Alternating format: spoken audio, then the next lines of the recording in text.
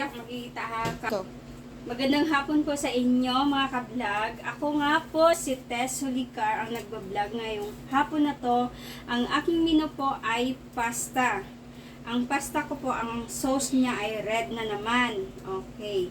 Nagagamit ako ng natural na panggawa ng sauce ko ay 1 kilong kamatis na hinihiwa ko ng maliliit. And then, hipon at saka yung nilaga ko yung hipon, yung ulo ng hipon, tas dinikdik ko, kinuha ko lang yung katas niya, ayun po.